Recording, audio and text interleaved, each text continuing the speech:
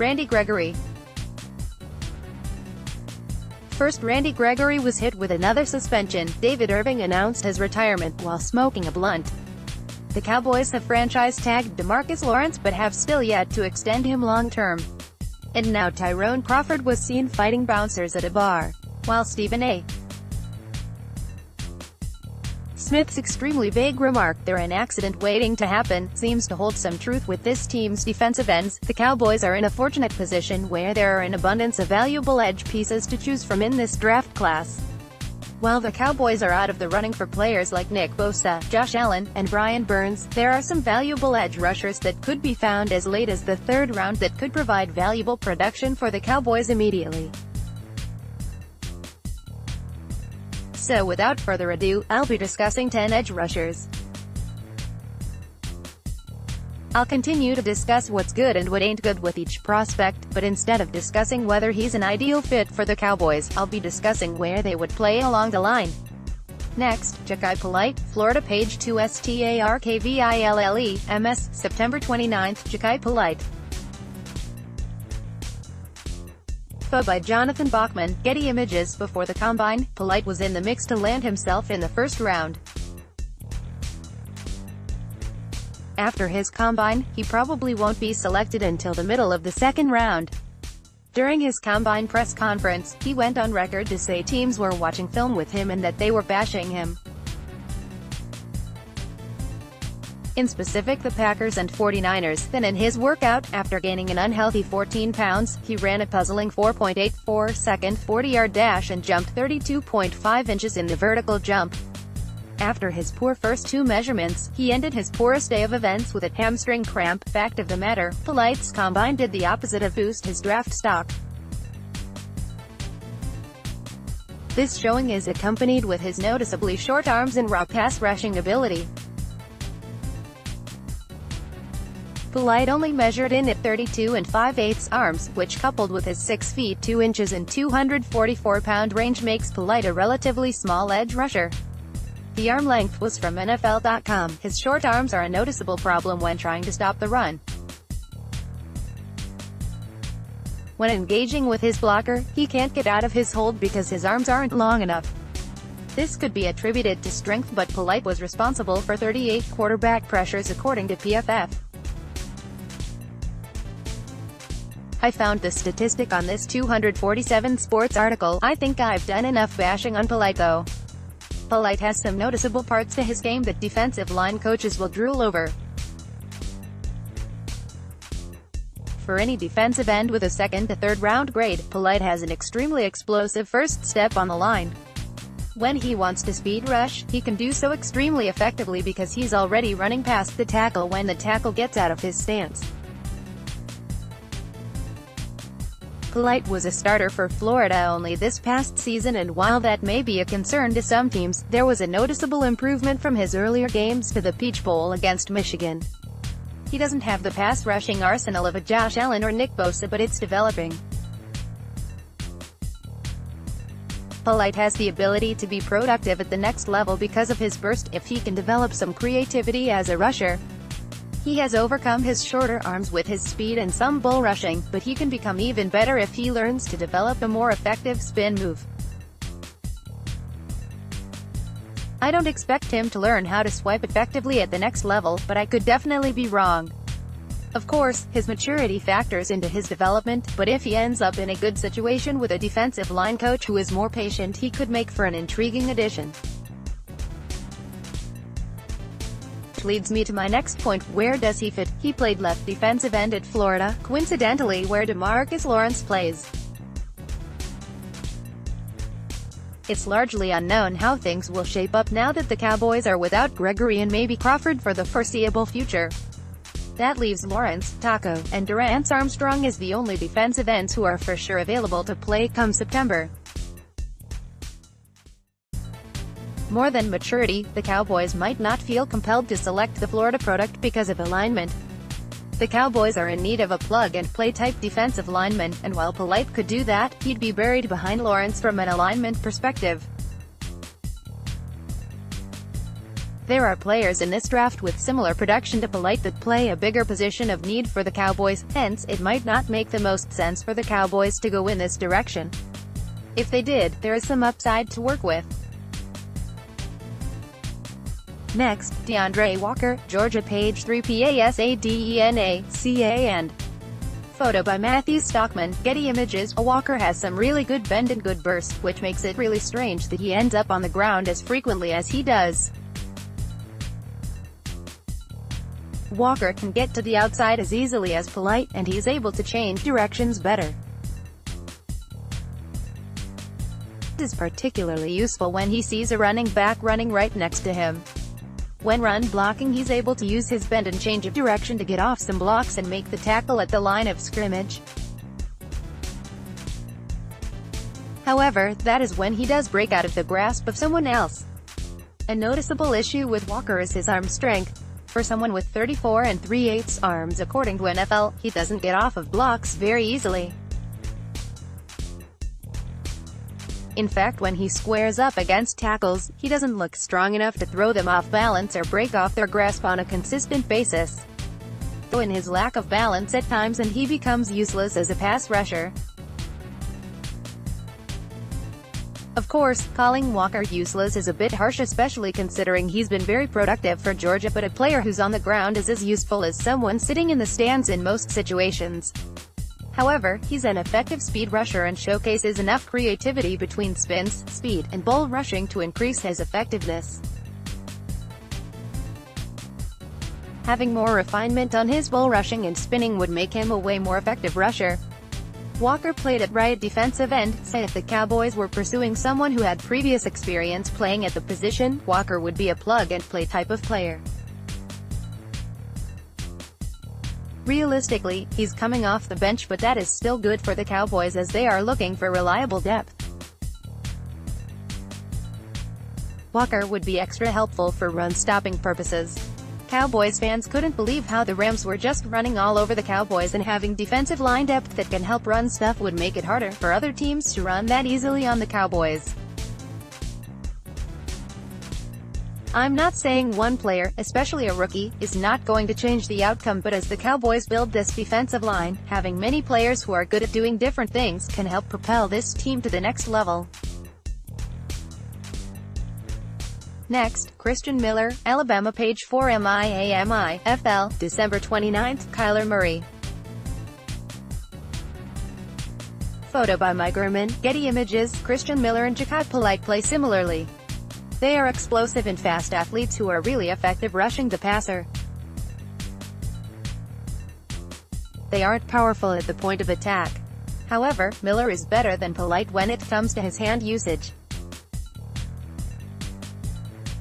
Miller has 35 1/8 arms according to NFL.com, and he uses them to his advantage, something Polite simply doesn't have. Something Miller struggles with is his power. This was not an issue for Polite. Miller is really explosive, and he has long arms, but when he engages in contact with his opposing lineman, he doesn't do anything to cause an imbalance. He does that when he swipes past his opposing tackle as expected. Miller is also built the same way as Polite. He's an inch taller and has longer arms, but he weighs around the same for his playing weight. Both guys are light, and it is clearly helpful when speed rushing past a tackle. When Miller isn't able to speed rush or use his hands to create some type of misdirection, he falls into the grasp of his opposing lineman. The chances of him escaping their grasp is really up in the air. Where does he fit? Miller is a less powerful version of Randy Gregory. Gregory had a similar build as Miller, even if Gregory is 3 inches taller. Both are explosive and fast at the point of attack. Gregory could generate way more power on a bull rush than Miller, but the hand usage and technique is there for Miller. Miller has the ability to succeed at the next level, and seeing how his skill set is a lot like one of our own, it wouldn't be crazy to think the Cowboys choose to select Miller in the second round, assuming he's available at 58. From a scheme fit, Miller does exactly what you would need him to do: replace Randy. Next, Austin Bryant, Clemson page 5 ARLINGTON, Texas, December 29. Austin Bryant. Photo by Kevin C. Cox, Getty Images. Clemson's defensive line is the definition of strength in numbers. Also, it's unreal how much of an issue Christian Wilkins was to opposing offenses. The reason I say this is because Austin Bryant's production might be a byproduct of him garnering less attention than others on the line when offenses played Clemson. Bryant's size is a big pro. He stands at 6 feet 4 inches and 271 pounds, so if the team doesn't like him as an edge rusher, he does possess enough size to play inside. He might have to gain some weight, but the height is nice. To put it in perspective, Tyrone Crawford is around 6 feet 4 inches and 280 pounds, which is around as much as the Clemson product. Crawford has played 3 technique along with his regular snaps at edge for the Cowboys. However, the issue with Bryant, he's lacking in crucial aspects that make an edge rusher successful. He has solid arm length at 34 5/8 arms according to NFL, and he clearly has strength at his size. However, even with his size, he lacks some serious burst balance and flexibility. He stands tall and plays tall. He doesn't get low against tackles, nor does he get off the line of scrimmage on time. It's one thing for an edge to not have an explosive first step, but if the rusher doesn't use his leverage to either drive the tackle back or run around them, it really limits rusher. He looks slow and his balance isn't particularly good either. He has extremely stiff hips, and anytime he's forced to turn around he looks uncomfortable. He doesn't fall like Walker, but he can't get in an uncomfortable position fairly easily. Bryant's film was largely underwhelming. For someone his size, if he was more athletic he'd be extremely dominant. He has the frame to be successful in the pros, but his athleticism really puts a ceiling on his potential. Where does he fit? If the Cowboys selected him in the draft, hopefully not early, I'd hope they move him inside. He has the size to play inside, and for what it's worth, he had 11.5 tackles for loss last year according to Sports Reference.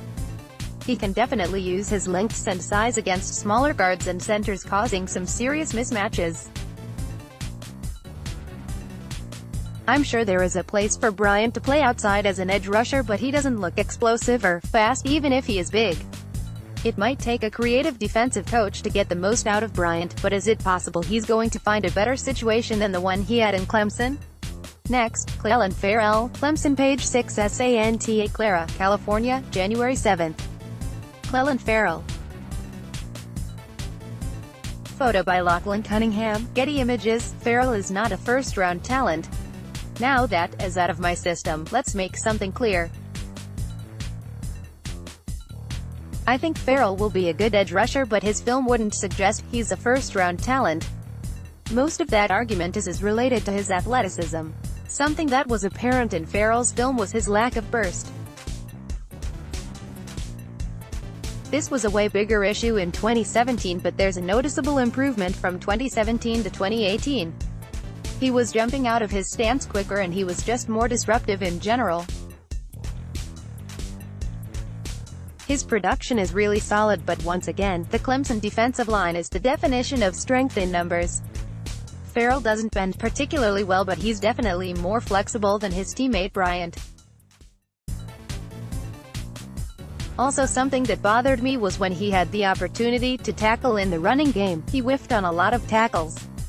He would separate from his blocker and he looked ready to make a tackle only for the runner to escape through his grasp. Speaking of hands, he is more technically sound with his hands than some other guys in this draft. A great instance of this is when he used his hands to swipe past Dan Moore, Texas A. I don't bring this up because it happened to the Aggies in specific, but Ferrell didn't have it particularly easy that game, so when he did get past Moore, he became a problem. Ferrell also is a strong rusher. He's a capable bull rusher using his 34 1/8 arms to drive the offensive tackles back. When Ferrell gets past the tackle, he becomes a serious issue for opposing offense. The issue is, it doesn't happen as much as we think. He gets stood up at the line way more than you'd expect from a first-round edge rusher. He'd be a perfect complement to Lawrence when Crawford isn't playing. If he's available at pick 58, I'm sure the Cowboys would definitely be considering the Clemson edge rusher. He's built more like Taco than a Randy Gregory, and the athleticism would suggest that's true as well. He also plays more like Taco. Something Taco does well, when he plays, is using his arm length to drive tackles back or using his arms to swipe past his opponent. As mentioned, this is something Farrell does well. While Taco is more explosive, he's not that much more. The real difference between Taco and Farrell is Farrell doesn't have the same attitude. Farrell is a hard worker and was a leader in that locker room. The issue is that since Taco was selected in the first round, the expectation is Farrell would go in the top 20. Teams love hard-working players who displayed leadership on a championship team. This will cause Farrell to go higher than he should, and that's not always a bad thing, but it doesn't help the Cowboys, who are in pursuit of another defensive end. Next, Charles Omenihu, Texas, page 7 NEW Orleans, Louisiana, January 1st, Charles Omenihu. Photo by Jonathan Bachman, Getty Images. The three noticeable flaws about Omenihu are all interrelated. His instincts, especially in the run game, aren't as good as some other edge rushers in this class, include Omenihu's usage in the Texas defense, and it should come as no surprise as to why he's as indecisive. Omenihu was asked to do a variety of things. He took on double teams as a 1 technique, he shot through the B gap as a 5 technique edge rusher, and Orlando threw him as a wide 9 rusher. The issue with this usage is each position demands different movement. Omenihu didn't have the positional consistency as other players in this draft had.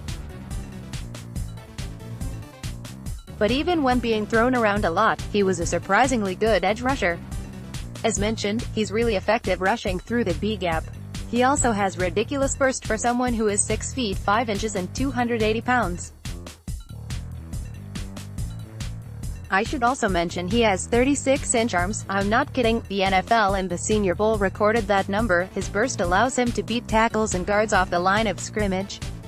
He can tick his tackle outside, on occasion running around enough to land strip sacks. In addition, he uses arms to swim past interior linemen or to push them back into the quarterback. Omenihu would be more effective if he did one thing more consistently: reduce his pad level. Too often he'll stand straight up and try to bull rush or fight off a block, and almost every time it's ineffective. When he has lower leverage, he will throw offensive linemen all over the place. I didn't find that a serious issue because that is something that can be fixed, as it is a matter of inconsistency and indecisiveness. Where does he fit? He is perfect for the Cowboys. Omenihu played in a weird 3-3-5 defense at Texas, and he played better when he was the outside rusher. In the NFL, he is going to succeed in a 4-3 or 4-2-5 defense. As long as there are at least 4 defensive linemen on the field, he will be useful. He's big enough to face tackles, and he's got the burst to be disruptive against really good tackles. I mean, he exposed Cody Ford several times when Texas played Oklahoma. In Dallas, he could line up where Tyrone does, allowing Crawford to move to 3 technique. I'm no genius, but it seems the Cowboys like seeing Tyrone Crawford play 3 technique. Stats also suggest it wouldn't be a bad move, just look at his sports reference page. Should he be available at 58, the Cowboys should look to select another Longhorn in the second round. He has the versatility to move around, but he could be a really solid contributor to the Cowboys by simply lining outside as a 5 technique. He won't be forced to take on double teams like he did in Texas, so that should be good, right? Next, Chase Winovich, Michigan, page 80 VANSTON, Bill, September 29, Chase Winovich. Michigan defeated Northwestern 20-17. Photo by Jonathan Daniel, Getty Images. Let the record know I love Winovich.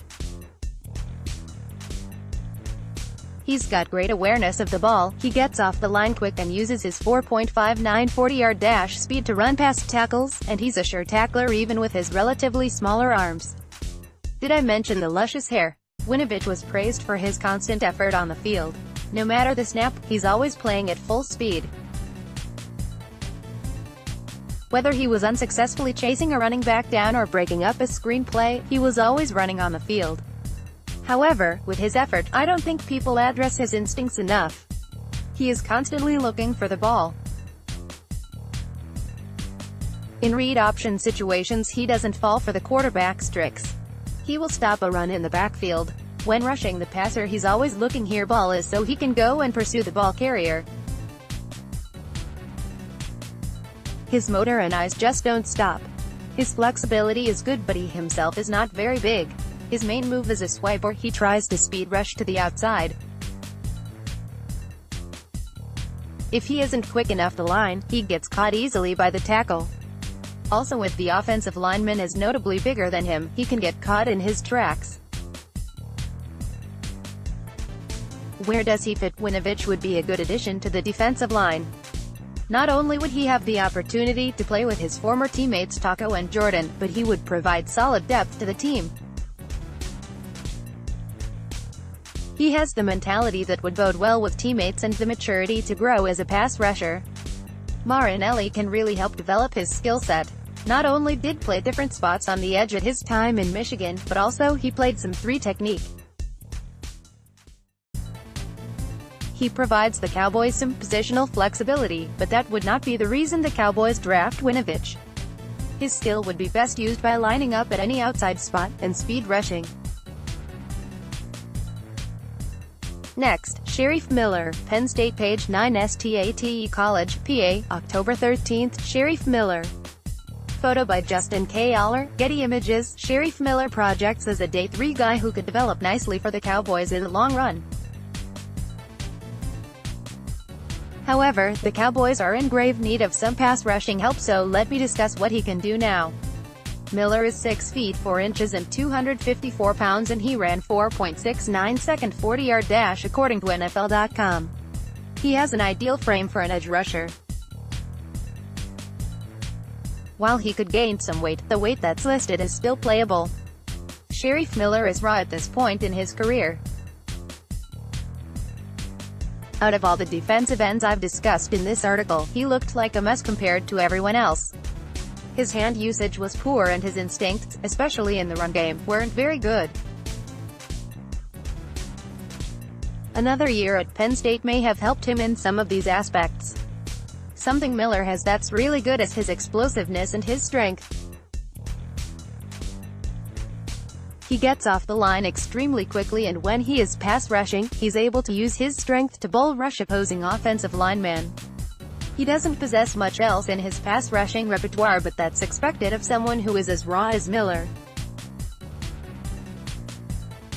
The athletic tools are there for Miller, but it's going to take someone with patience and experienced coaching staff to turn Miller into a consistent pass rusher. So how would he affect the Cowboys? The Cowboys were apparently not at Penn State's Pro Day, which means they were not interested in players like Sheriff Miller or even Miles Sanders for that matter.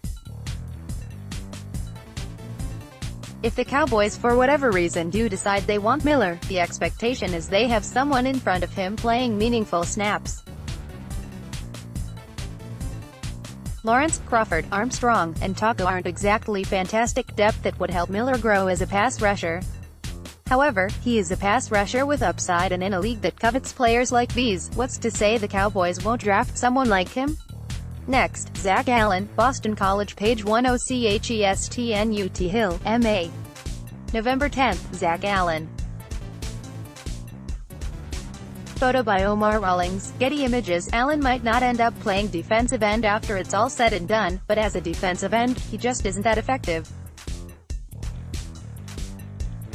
Even though he's big, he doesn't use his strength or explosiveness for the sake of effective bull rushing. In addition, he isn't that athletic for his size, so he's limited in his ability to play as a speed rusher. Charles Omenihu is built exactly like him, but Omenihu possesses more burst, 3/4, something Allen does well as use his IQ to dissect plays. Unfortunately, he isn't always athletic enough to make the necessary play. It's nice to know what play is coming, but how effective can you be stopping it if you are lacking in athleticism? Allen's athleticism isn't good enough for an edge rusher, but he does have the build and explosiveness to clog holes as a 3 technique. He has average arm length at 34 3/4, and he weighs 280 pounds according to NFL.com. His hand usage is sometimes effective on the outside, but his ability to clog holes and reach the backfield when he's playing inside is more significant than his outside rushing. Where does he fit, in theory? Allen doesn't the Cowboys as an edge rusher, so it probably doesn't make sense adding him as an edge rusher in this article. But that is where he is listed, and he did play more on the outside than the inside. However, even if the Cowboys select him to play inside, he isn't a difference maker. He's got average to below athleticism even with his good instincts. As a 3 technique, he'd be more useful as a run stopper than a pass rusher, so his use starts to become limited. He can play all 3 downs, but he just isn't as effective when forced to do so. If the Cowboys were to select Allen, it's safe to say that some people will be perplexed. Next, Anthony Nelson, Iowa, page 110, WA City, Iowa, November 23, running back Divino Zigbo. Photo by Matthew Holst, Getty Images. Nelson has one of the weirdest scouting profiles in this draft class. Almost nothing in his film would resemble an eye-popping athlete, yet he put on an absolute show in Indianapolis. Here are his measurables from the combine according to NFL.com. Height, 6 feet 7 inches, weight, 271 pounds, 40-yard dash, 4.82 seconds, vertical jump, 35.5 inches, broad jump, 9 feet 10 inches, 3-cone drill, 6.95 seconds, 20-yard shuttle, 4.23 seconds. This whole workout is impressive, especially given that his 40-yard dash and maybe his short shuttle time correlated with what I saw on film. Yet, I sit writing before you today that Nelson could actually be something more. Now, Nelson isn't a bad edge rusher by any means. He's extremely dominant at bull rushing, and he shows his speed at times. He's even a capable run defender. However, the biggest issue I see with Nelson is his general inconsistency. Nelson will go from a destructive force to another body within a matter of a few plays. Nelson clearly possesses the athleticism to succeed at the next level. Just ask J.J. Watt. However, his lack of pass rushing skills as they stand right now really lower his draft stock. His hand usage could be better, and he could use some more creativity between bull and speed rushing. Maybe he'll throw in a spin move every now and then. Where does he fit? Nelson isn't necessarily a plug-and-play, but he could play on day one if necessary. Unfortunately, Nelson lined up at left defensive end for much of his time at Iowa. While he did play at the right end spot sometimes, he's had the most experience and been the most effective when playing on the left. Nelson would be an intriguing addition to the Cowboys because, unlike Sheriff Miller, he's not a raw defensive player. Not only is Nelson athletic and big, but also he has a better foundation of pass rushing skills than Miller, even if he is only marginally better than Miller. Next, 10 running backs and their potential fit. Nelson was my last defensive end for this article. With 1 month left to go before the draft, the Cowboys have been signing some impact free agents that are filling up holes that were created on the roster. As I continue this mini-series, I'll be discussing some positions the Cowboys could use even more help even with the addition of fresh faces.